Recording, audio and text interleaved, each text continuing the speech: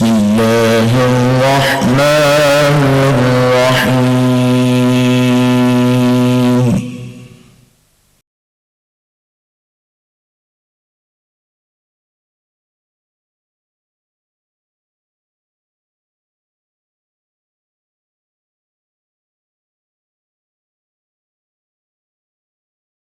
یا سیدی یا رسول اللہ وعلا آلک و اصحابک یا سیدی یا نور اللہ.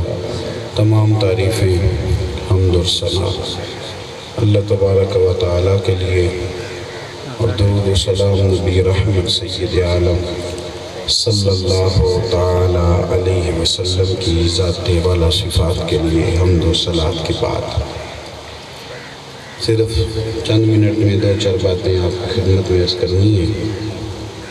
یہ ہمارے عزیز ہیں، بھائی ہیں مزمل صاحب، اکثر یہاں سے جاتے ہیں ہمارے پاس، اور اکثر جاتے ہیں اور بڑی محبت سے جاتے ہیں. یہ دوست یہاں سے، تو مجھے بھی اس طرف آنا تھا، تو میں نے کہا یہ کئی دفعہ جاتے ہیں تو ایک دفعہ مجھے بھی چلے جانا چاہیے. تو فقط ان کی پیار میں، محبت میں، اللہ کی رضا کے لیے آپ حضرات کے سامنے حاضر ہو گئے. چند ایک باتیں آپ کی خدمت میں عرض کرنی ہے. اللہ تعالیٰ نے قرآن مجید میں ارشاد فرمایا ہے کہ بل تؤثرون الحیات الدنیا، فرمایا تم ترجیح دیتے ہو دنیا کی زندگی کو، تم پسند کرتے ہو دنیا کی زندگی، ترجیحاً تمہارا معیار دنیاوی زندگی ہے. حالانکہ والآخرۃ خیر وابقیٰ، آخرت تمہارے لیے بہتر بھی ہے اور ہمیشہ باقی رہنے والی بھی. یہ جو آخرت کی زندگی ہے، یہ بعض اوقات بعض لوگ سمجھتے ہیں کہ قبر کا منظر بڑا خوفناک منظر ہے، اور بڑی شاید لوگ سارے آزمائش میں ہوں گے. حالانکہ ایسا نہیں ہے. اللہ کا نافرمان، فاسق اور فاجر اور اس کے احکامات کو توڑنے والا یقیناً وہاں بہت بڑی آزمائش میں ہوگا. لیکن جن لوگوں نے اپنے رب کریم کو راضی کیا، اپنی زندگی محبوب پاک علیہ السلام کی اتباع و اطاعت میں گزاری، ان کی جو قبر ہوگی وہ کوئی کھڈا نہیں ہوگی. ان کی جو قبر ہوگی وہ کوئی خوفناک جگہ نہیں ہوگی، بلکہ نبی پاک علیہ السلام نے فرمایا قبر المومن روضۃ من ریاض الجنہ. فرمایا یہ جو مومن ہوگا نا، اسے تم کھڈے میں نہیں چھوڑ کے آؤ گے بلکہ باغ میں چھوڑ کے آؤ گے. اور باغ بھی کون سا؟ جنت کے باغوں میں سے باغ، عام باغ نہیں، جنت کے باغوں میں سے. یعنی مومن کو آپ کسی گھڑے میں، کسی کھڈے میں وہاں نہیں چھوڑ کے آتے بلکہ ایک باغ میں چھوڑ آتے ہیں. اب آپ اندازہ فرما لیں کہ ایک ذہنی اور نفسیاتی تصور یہ ہے کہ قبر بند ہے، اس کو کھڑکی کوئی نہیں، دروازہ کوئی نہیں. اور ایک تصور یہ ہے کہ میں اس جگہ جا رہا ہوں جہاں باغ ہے، رنگ رنگ کے پھول ہیں، بوٹے ہیں، پھل ہیں، اور نہریں بھی بہہ رہی ہیں. وہاں نہریں بھی بہہ رہی ہیں. ایک تصور یہ ہے. اب ایک تصور وہ ہے جس سے بندہ کانپ جاتا ہے، اور ایک تصور وہ ہے جہاں جانے کا بندے کا دل کرتا ہے. تو قبر کو جب آپ نے جنت کا باغ سمجھ لیا، تو پھر وہ جو ایک انسان پر بڑی سخت کیفیت طاری ہوتی ہے وہ رخصت ہو جاتی ہے، اور انسان سمجھتا ہے کہ نہیں، میں تو اللہ کی رحمت میں جا رہا ہوں، میں تو اس کے فضل کی طرف سفر کر رہا ہوں. اللہ تبارک و تعالیٰ کے بندوں نے لمبے چوڑے مکانات نہیں بنائے. حضرت مولا علی شیر خدا رضی اللہ تعالی عنہ اپنی شادی تک مسجد میں سویا کرتے تھے، اور نکاح کے بعد بھی. ان لوگوں کی بات بتا رہا ہوں جو دنیا کے نہیں، جنتیوں کے امام ہیں. جنتیوں کے امام ہیں، پر ان کا طریقہ یہ دیکھ لیجئے کہ حضرت مولا علی شیر خدا نے اپنے نکاح تک آپ کا کوئی مکان نہیں تھا، بلکہ شادی کے بعد بھی حضرت حارثہ بن نعمان رضی اللہ تعالیٰ عنہ سے ایک مکان عاریۃً، جس کو آپ اپنے لب و لہجے میں سمجھ لیتے ہیں کہ کوئی کرائے کا مکان ہو یا عارضی طور پر لیا گیا ہو، تو وہ مکان نبی پاک صلی اللہ علیہ وسلم نے لے کے دیا تاکہ سیدہ فاطمہ وہاں قیام کریں، تو وہاں سیدہ پاک کا قیام رہا، لیکن ذاتی طور پر کوئی مکان حضرت مولا علی شیر خدا کا موجود کیوں نہیں تھا؟ وہ اس لیے نہیں تھا کہ وہ سمجھتے تھے کہ یہ تو عارضی دن ہے تھوڑے سے، اللہ تعالیٰ نے جنت میں بڑے بڑے محلات ہمارے لیے بنائے اور بڑی بڑی نعمتیں۔ دیکھیں نبی پاک صلی اللہ علیہ وسلم نے جب جنت کا ذکر فرمایا تو حضور نے فرمایا کہ میرے رب نے نا تمہارے لیے اتنی بڑی نعمتیں جنت میں تیار کی ہیں، اتنی بڑی نعمتیں۔ میرا خیال ہے موبائل کو دیکھنے کی بجائے مجھے دیکھیں، آپ بند کر دیں اس کو، اتنا فرض سمجھ لیا آپ نے موبائل کو جیب میں رکھیں، اللہ آپ کو جزائے خیر دے اور صحیح ہو کے بیٹھیں، اطمینان سے بیٹھیں، اللہ تعالیٰ برکت دے۔ جس نے موبائل بنایا تھا اس نے یہ اوپر لکھا تھا کہ اس کو ہاتھ میں پکڑ کے رکھنا، یہ تو فون آئے تو فون سننے کے لیے، اور بن رہی ہے ویڈیو انشاءاللہ تعالیٰ آپ کو میرا خیال ہے دے ہی دے گا، اس بندے سے واقفیت کر لیں آپ۔ تو باقی دوست میری بات سنیں، میں نے تو ابھی چلے جانا ہے، تو اگر آپ دائیں بائیں دیکھیں گے تو مسئلہ تو خراب ہو جائے گا۔ کوئی ناراض بھی لگتے ہیں تھوڑے تھوڑے آپ لوگ، ہنستے ہنستے نہیں بالکل بھی، گھور ہی رہے ہیں سارے، مہربانی کریں تھوڑا سا۔ قاری صاحب پرانے پیار والے ہیں اس لیے زیادہ ہنس رہے ہیں، تو آپ ذرا توجہ کریں میری بات پر، میں نے دو ایک باتیں آپ سے عرض کر دی ہیں، آپ غور کریں گے۔ حضرت عمر رضی اللہ تعالیٰ عنہ سے سرکار نے فرمایا جب حضور معراج سے واپس آئے تو نبی پاک صلی اللہ علیہ وسلم نے فرمایا عمر میں نے جنت میں ایک بہت بڑا محل دیکھا اور اس محل کے دروازے پر ایک حور بھی بیٹھی تھی، اور حضور فرماتے میرا دل کیا کہ اندر جا کے دیکھوں، جب قریب گیا تو پتہ چلا کہ یہ تو عمر فاروق کا محل ہے، یعنی اس بندے کے لیے جنت میں محل بن چکا ہے جس نے ساری زندگی کچی زمین پر سو کے گزار دی، جنہوں نے کرتا نہیں نیا بنوایا، بڑا زمانہ اسی کرتے میں گزار دیا، تو اللہ نے جنت میں محل بنا دیا۔ تو حضور فرمانے لگے مجھے بڑا بھلا لگا، بڑا اچھا لگا، بڑا پیارا لگا تیرا گھر، میرا دل کر رہا تھا میں اندر سے جا کے دیکھوں کہ عمر کا محل کتنا شاندار ہے، لیکن پھر میں نے کہا کہ عمر غیور آدمی ہے، کہے گا کہ خود ہی سرکار نے قانون بنایا ہے کہ کسی کی گھر اس کی بغیر اجازت نہیں جانا چاہیے، اور خود ہی چلے گئے، لہذا میں نا اندر نہیں گیا، میں باہر سے ہی آ گیا ہوں، پر تیرا گھر بڑا شاندار تھا۔ حضرت عمر نے سنا تو رو پڑے، تو امیر حرم میں فقیر بے نوا، تو کجا من کجا۔ عرض کرنے لگے یا رسول اللہ میرے پاس جو محل اللہ نے دیا ہے یا جو کچھ بھی دیا ہے وہ سارا آپ کے نالین کی برکت سے ہی دیا ہے، تو میں آپ پر غیرت کھاتا۔ تو جنت کے اندر اور آخرت کے اندر جو اللہ تبارک و تعالیٰ نے اپنے بندوں کے لیے آسانیاں بنائی، اور وہاں جو اللہ نے اپنے بندوں کے لیے نعمتیں تیار کی، بخاری مسلم حضرت ابو ہریرہ رضی اللہ تعالیٰ عنہ فرماتے ہیں کہ حضور نے فرمایا تمہارے رب نے تمہارے لیے جنت میں وہ نعمتیں تیار کی ہیں نہ کسی آنکھ نے دیکھی، نہ کسی کان نے سنی، اور حضور فرماتے تمہارے دل پر کبھی خیال بھی نہیں گزرا ہوگا، وہ نعمتیں اللہ تمہیں عطا کر دے گا۔ وہ پنجابی میں کہتے ہیں نا تم کبھی سوچیا بھی نہیں ہوگا، تو کہتے ہیں کہ تمہارے دل پہ کبھی خیال بھی نہیں گزرا ہوگا رب وہ شانیں تمہیں عطا کرے۔ ہمارے یہاں یہ ہوتا ہے کہ 24 گھنٹے لوگ اپنی دنیا داری سیدھی کرتے رہتے ہیں، 24 گھنٹے، یعنی وہ والا مکان بناتے رہتے ہیں جو فانی ہے، وہ گھر بناتے رہتے ہیں جس کے کوئی، اور بڑی خوبصورت بات کی تھی صوفیاء فرماتے ہیں کہ یہ دنیا داری اس طرح ہے جس طرح بکریوں کا ریوڑ ہوتا ہے، جس طرح بکریوں کا ریوڑ ہوتا ہے، اس طرف کی بکریوں کو ہانک کے لاؤ تو اس طرف کی بھاگ جاتی ہے، پھر انہیں گھیر کے لاؤ تو اس طرف والی نکل جاتی ہے، تو چرواہا چھیڑو تھک جاتا ہے۔ فرماتے ہیں دنیا داری جو ہے نا یہ بکریوں کے ریوڑ کی طرح ہے، اگر اس طرف والے عزیزوں کو راضی کر لو گے تو اس طرف والے ناراض ہو جائیں گے، ادھر والوں کو ٹھیک کرو گے یاروں کو تو ادھر والے ناراض ہو جائیں گے، تو آپ پورے آ سکتے نہیں، یہ ہو نہیں سکتا کہ سارے لوگ راضی، ممکن نہیں ہے نا جی، آپ ایک انسان ہیں، تو حال کیا ہے؟ تو مسند امام احمد بن حنبل میں میرے نبی پاک علیہ السلام نے حال بھی بتایا ہے، حضور نے فرمایا تو ایک رب کو راضی کر لے، اگر اللہ راضی ہو گیا تو لوگوں کے دلوں میں تیری محبت پیدا فرما دے گا، پھر پھر لوگوں کے دلوں ان الذین آمنوا وعملوا الصالحات سیجعل لهم الرحمن ودا، ایمان لانے کے بعد جو لوگ اچھے عمل کرتے ہیں رحمان لوگوں کے دلوں میں ان کی محبت پیدا کر دیتا ہے۔ تو اپنے آخرت کے گھر کی طرف توجہ ہونی چاہیے، ذوق ہونا چاہیے، یعنی بندہ کچھ پیسے بچا کے رکھتا ہے، کچھ چیزیں چھپا کے رکھتا ہے کہ چلو مشکل آ گئی تو کام آ جائیں گے، اور پتہ ہوتا ہے کہ میرا بینک بیلنس کتنا ہے، تو میرے مکان کی کتنی قیمت ہے، تو میری گاڑی کتنے کی ہے، تو میں کل مول کتنا سرمایہ رکھتا ہوں۔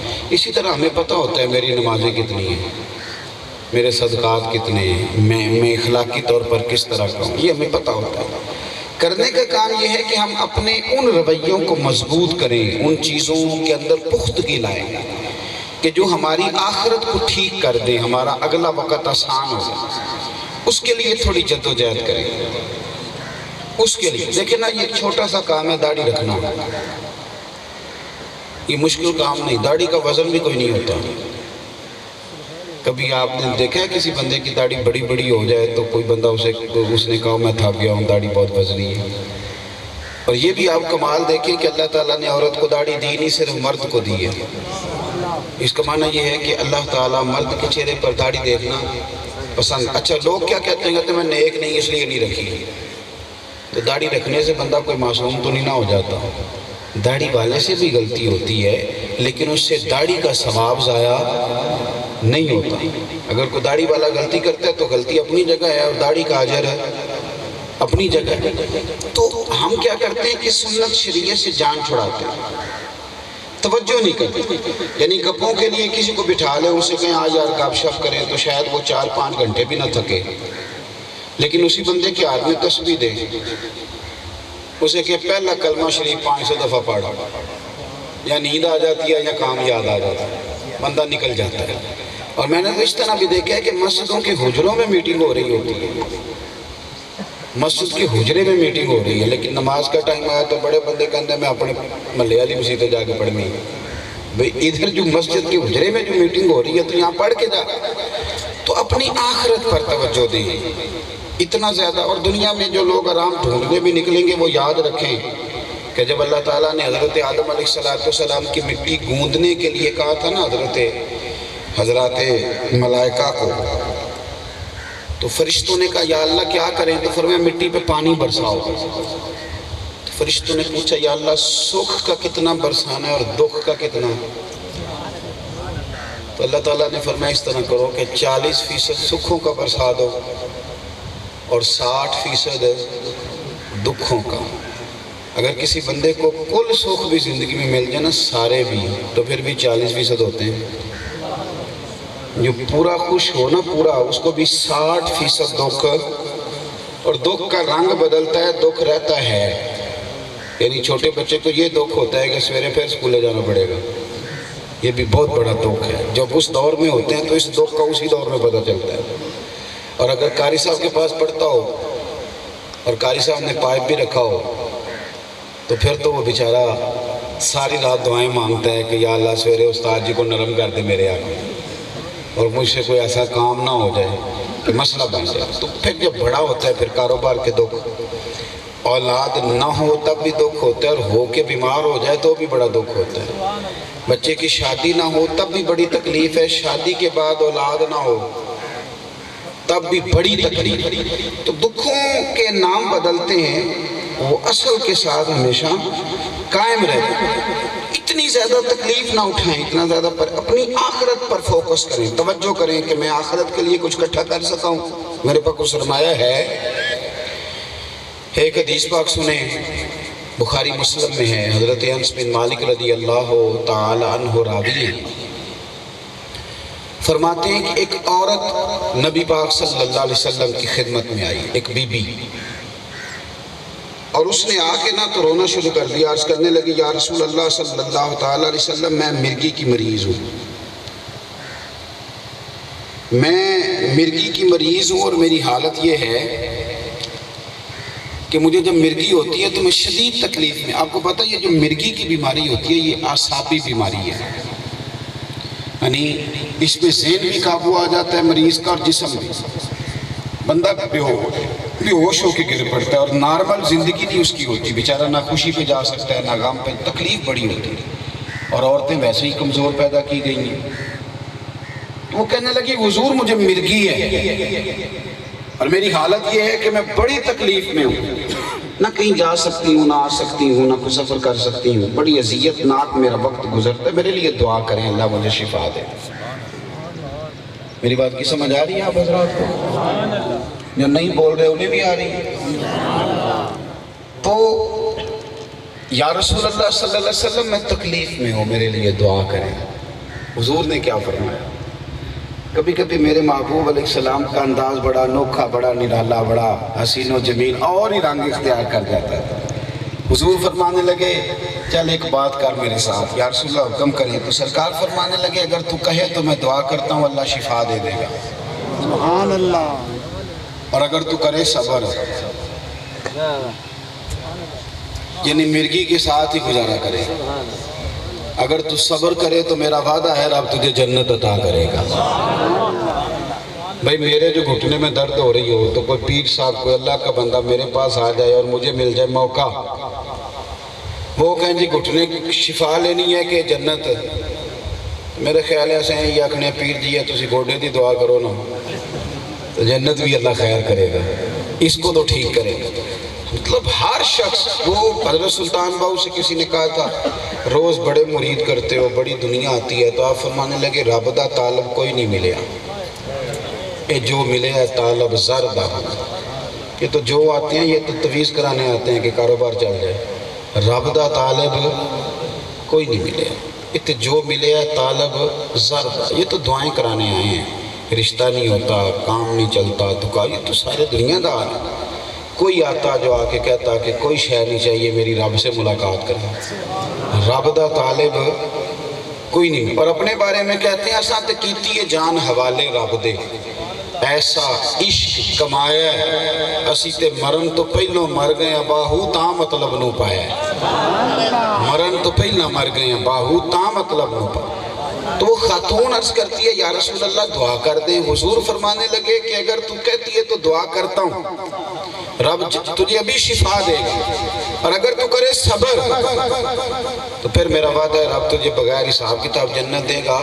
تو صحابہ کہتے ہیں اس نے 1 منٹ نہیں لگایا سوچنے میں، ذہن بن گیا تھا نا کہ اصل چیز آخرت ہے، 1 منٹ نہیں لگایا، فوراً عرض کہتی سونے تھوڑی سی تو زندگی ہے، میں مرگی کے ساتھ ہی گزارا کر لوں گی، اب وعدہ کرے رب مجھے جنت عطا کرے۔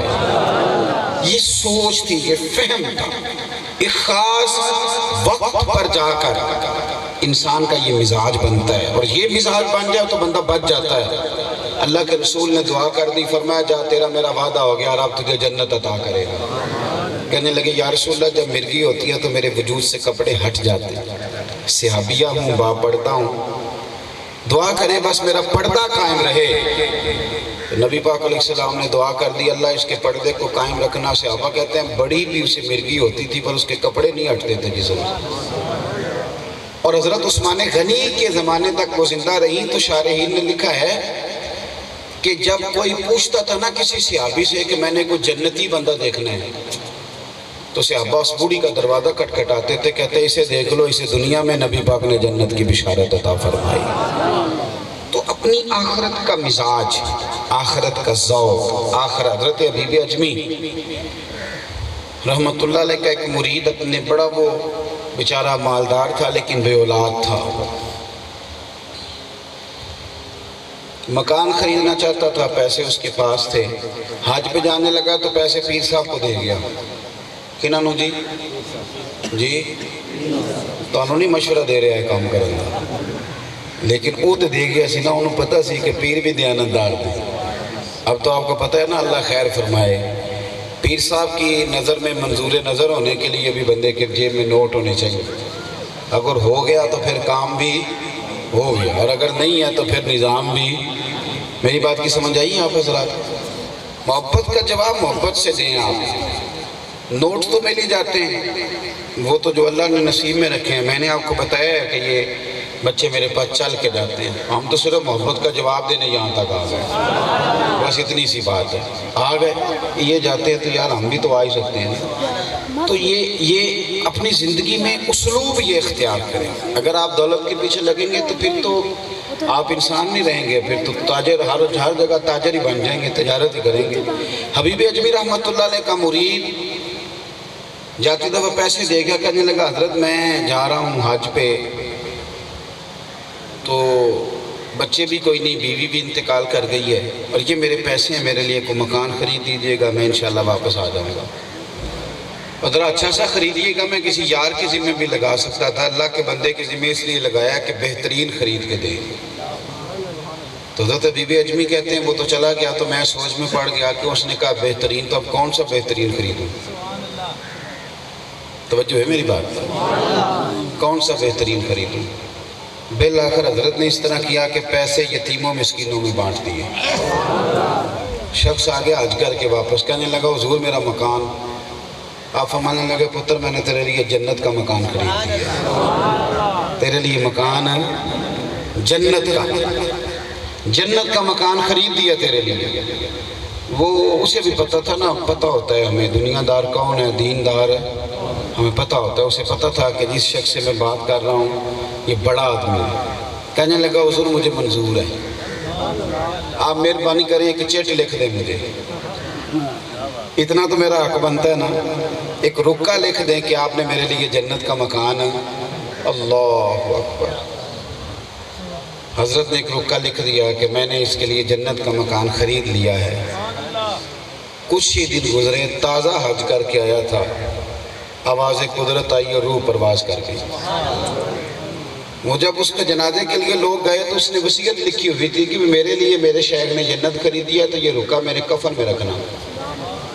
میں رب کریم کی بارگاہ میں عرض کروں گا کہ اللہ تیرے ایک نیک بندے نے یہ کہا تھا کہ میں نے تیرے لیے جنت خریدی ہے، اب وہ رکا رکھ دیا کفن میں، بندہ انتقال کر گیا، وہ بھی مطمئن تھا، پیر بھی مطمئن تھے، پر کچھ دائیں بائیں بھی تو ہوتے ہیں نا، ان کا بھی تو کچھ کرنا پڑتا ہے نا، یہ بھی تو بڑی مصیبت ہے نا، یہ بھی بہت بڑی مصیبت ہے۔ دائیں وہ ایک بادشاہ تھا نا، کنجوس، بڑا کنجوس تھا، تو ایک آدمی تھا بڑا ذہین، تو بادشاہ اکثر انعام کے نام دیتے رہتے ہیں پر وہ کسی کو کچھ بھی نہیں دیتا تھا۔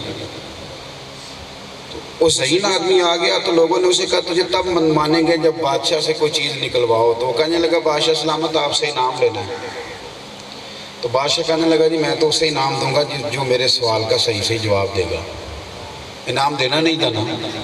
اس نے کہا جی پوچھیں۔ کہنے لگا جی میرے ہاتھوں کی ہتھیلیوں پہ بال کیوں نہیں، باہر والی سائڈ پہ تو اندر کیوں نہیں؟ تو وہ بندہ بڑا ذہین تھا، کچھ لوگ ذہین بھی ہوتے ہیں فتین بھی ہوتے ہیں، اللہ تعالیٰ انہیں یہ نعمت دیتا ہے۔ کہنے لگا بادشاہ اس لیے آپ کیا ہتھیلیوں پہ بال کوئی نہیں کہ آپ سخی بڑھیں، سخاوت کر کر کے نا تو بال سارے گھس گئے آپ۔ وہ پرلے درجے کا کنجوس تھا، اسے غصہ آیا، کہنے لگا میرے تو اس لیے نہیں ہے تو تیرے کیوں نہیں؟ کہنے تو سن دیتا بڑا ہے تو میں لیتا بڑا ہے، تو آٹے دے دے کس گئے تو میرے لے رہے۔ اور بادشاہ کو غصہ آیا، دینا چاہتا کچھ نہیں تھا، اور غصہ آیا، کہنے لگا تیرے میرے تو اس لیے تو یہ ساروں پہ کیوں نہیں؟ کہنے لگا آپ دیتے رہے میں لیتا رہا ہوں، یہ بیچارے ہاتھ ملتے رہے، اس لیے ان کے بھی کوئی نہیں۔ تو یہ کچھ لوگ نا دور بیٹھ کے بیچارے ہاتھ بھی ملتے رہتے ہیں، ایسے مفت نہیں۔ وہ دیکھو جو فلانا کدھر چلا گیا، فلانا کہاں پہنچ گیا، اور چھوڑ تم رب کی رحمت پہ اعتراض نہیں کرتے۔ نہ اللہ نے کسی کو منشی رکھا ہوا ہے کہ کسی کو پوچھ کے اللہ رحمت دے گا، وہ جب دیتا ہے تو پھر بے حساب و کتاب ہی عطا کرتا ہے۔ اب وہ مرید نے رکا لے لیا، پیر صاحب نے دے دیا، وہ چلا گیا دنیا سے۔ کچھ لوگوں کو بڑی پریشانی تھی، جب چھوٹی موٹی چیم گوئیاں ہونے لگی تو حضرت حبیب اجمی نے سر سجدے میں رکھ دیا، کہنے لگے مالک تو دلوں کے حال بھی جانتا ہے اور پردہ پوشی بھی جانتا ہے، مہربانی کر پردہ پوشی عطا فرما۔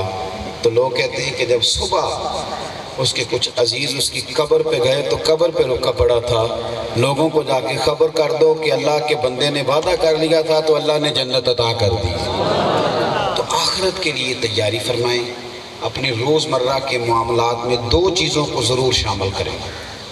ایک تو فرض نماز تو پڑھنی ہے نا، کم از کم 2 نفل رات کو سونے سے قبل، اور پھر دعا اپنے لیے، اہل و عیال کے لیے، سرکار کی امت کے لیے، اس کا ضرور معمول بنائیں، ضرور۔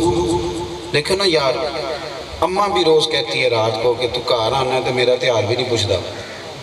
تو ماں باپ کا بھی اگر آپ توجہ نہ کریں تو یہ حال ہے، تو رب کریم کی طرف آپ خیال ہی نہ فرمائیں۔ حالانکہ اس کو ضرورت نہیں ہے ہماری عبادتوں کی، لیکن یہ تو ہمارے لیے ہے۔ ایک تو 2 نفلوں کا ضرور مزاج بنائیں، اور دوسرا بڑی بھی جلدی ہو نا کام پہ جانے کی، اور بڑا تھوڑا وقت ہو اور آپ 1-2 رکوع پڑھ نہ سکیں تو قرآن کھول کے صرف زیارت ہی کر لیا کریں، اس لیے کہ قرآن کو دیکھنا بھی عبادت ہے۔ تو ان 2 چیزوں پر ضرور توجہ کریں، اپنی آخرت کا مزاج بنائیں۔ دعا کرتا ہوں جو میں نے کہا میرا اللہ قبول فرما لے، گفتگو میں کہیں بھول گئے تو اللہ ہم سے درگزر فرمائے۔ آخر دعوانا ان الحمدللہ رب العالمین۔ پروگرام